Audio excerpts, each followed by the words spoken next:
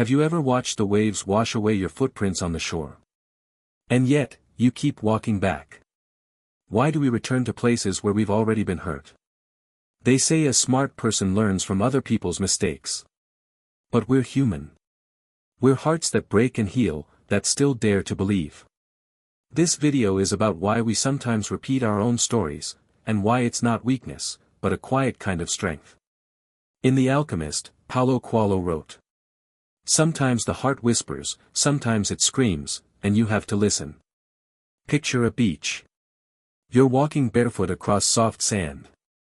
Every step you take leaves a mark, your hopes, your choices. And then the tide rolls in, and everything is wiped clean. You walk again. You leave new footprints. That's life. We fall, the ocean washes away the pain, and still, we move forward, hoping that maybe this time, it'll be different. But here's the thing. The sand isn't the same. Every new step is different. Your feet know the ground in a new way now. You're not the same person you were before you fell. Nature calls this adaptation. A baby bird that falls from its nest doesn't just learn to fly, it learns to trust its own wings, even when the wind is against it. You, too, are adapting. Your mistakes aren't failures. They're your soul training itself to see clearer, feel stronger. Sometimes we beat ourselves up for making the same mistake. But look closer, you're carrying your shield differently now. You're learning to hear the quiet warning signs earlier. You're becoming wiser in ways you can't always see right away. As Eric Maria Remarque once wrote, "Don't be afraid to repeat. Be afraid to stand still. I know how it feels, to walk forward with hope, only to fall again. You think, I've been here before.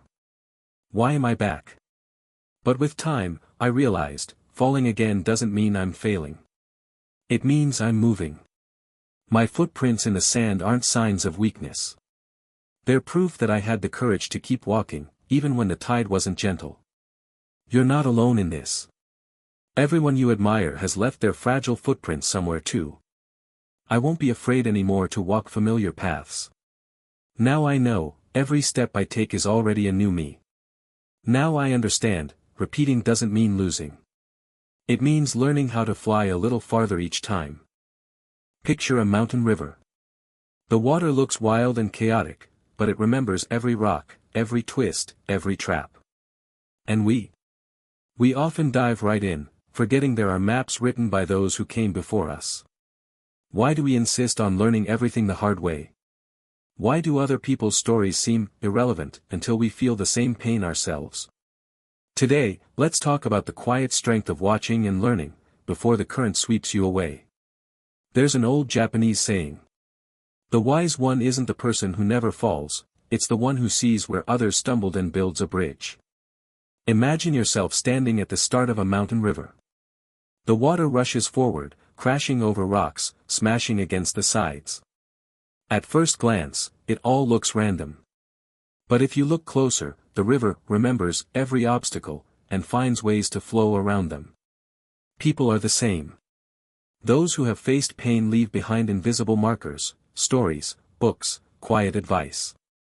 The problem is, we often ignore them. I know better. That won't happen to me. I'm different. Those thoughts are like the shouts of a beginner stepping into fast-moving water. It feels fine at first, until the first wave knocks you down. When we listen to the stories of others, it's like learning to swim before the flood comes. We start to notice the warning signs. We learn how to build our bridges before we get swept away. In Viktor Frankl's Man's Search for Meaning, there's a powerful line. Life ultimately means taking the responsibility to find the right answer to its problems. Sometimes, the right answer is learning through love, not just through pain. For a long time, I believed I had to live through everything myself. That other people's advice wasn't for me. So I jumped headfirst into my own rivers. I crashed into rocks. Only later did I realize I could have avoided some of the pain, if I'd just listened. But here's what I know now. Listening doesn't make you weak. It makes you wise. It's not cowardice to learn from others. It's self-respect. You don't have to break every bone yourself to grow strong. You're allowed to learn from love, too. I won't ignore the signs anymore. Now I know, real strength is being willing to see where others have stumbled, and choosing to build my bridge before the storm hits. Sometimes, the smartest journey is the one you didn't have to suffer through alone. Have you ever seen a tree after a storm? Broken branches, torn leaves. But the roots? The roots dig even deeper into the earth. Just like us, we plant ourselves stronger after the hardest moments. Pain feels unfair. It feels like punishment. But if you look closer, pain clears away what no longer serves us. Today, let's talk about why storms aren't the end, they're a test of what's real inside us. In Letters to a Young Poet, Rainer Maria Rilke wrote, "Perhaps everything terrible is, in its deepest being, something that needs our love. Imagine an old tree standing alone on a hilltop. Years of storms have left scars, broken branches, stripped leaves. But look closer. The trunk has thickened. The roots have dug deeper. Now, no wind can tear it down. Life is the same way. Every pain we face is either a wound or a foundation for future strength. Storms don't destroy what's true. They strip away what's weak, illusions, fears, false identities, leaving behind what's real." Carl Jung once wrote in Modern Man in Search of a Soul, "A man becomes whole only when he accepts his shadow. Pain is our shadow. And when we stop running from it, when we face it, we become whole. Only a tree that has survived storms can truly stand tall against the wind. Only a soul that has been tested can shine quietly for others." I know how badly we want to escape pain. How much we wish life could be easier. But every time a storm broke parts of me, I noticed something. What remained was always what was truly mine. You're not alone in your storm. And you're stronger than you feel. Your pain isn't proof of weakness, it's proof that you're alive, growing, and changing. I won't run from my storms anymore. Now I know, real strength grows right where it once hurt the most. And every scar on my soul is a mark that I stayed standing. In the dark, two kinds of lights show up, the ones that guide you, and the ones that pull you off course.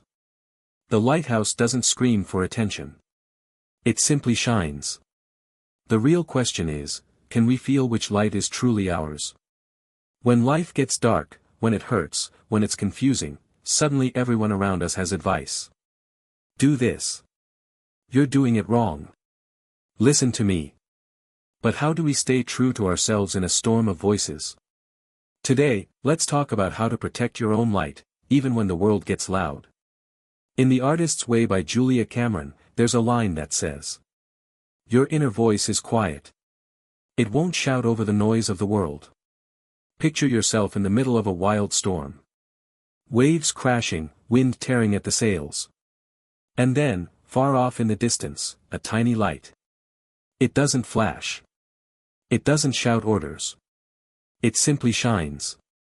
Your job is to find it and trust it. Life is the same way. When things fall apart, the loudest voices usually aren't the wisest. And it's so tempting to hand over the wheel to someone louder, someone more confident. Give up. Stop dreaming. Be realistic. Those voices might sound smart.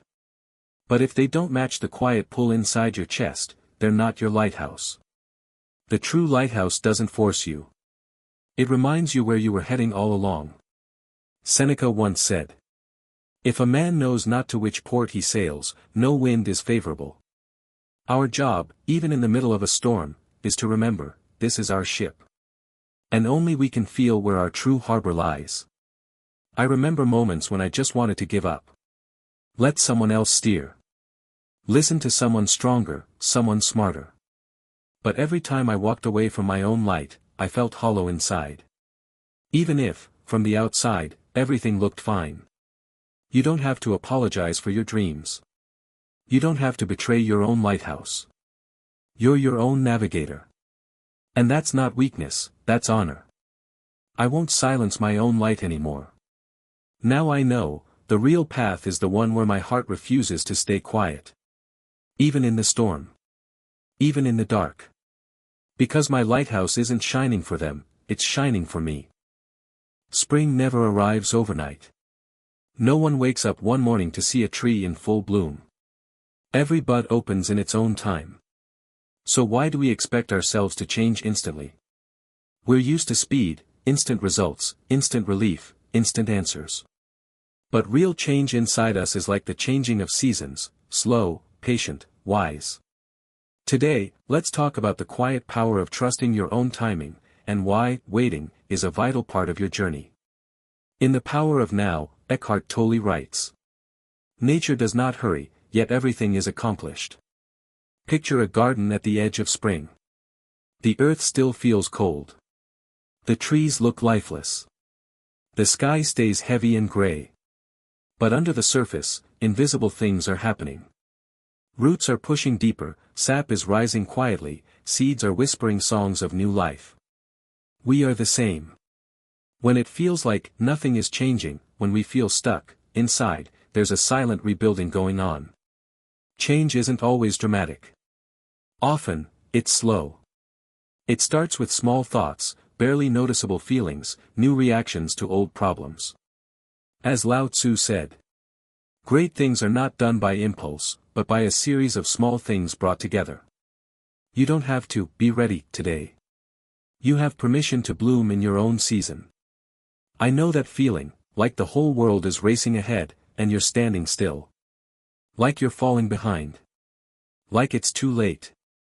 But every time I allowed myself to just be, without forcing, without rushing, I noticed, that's when the real roots grew inside me.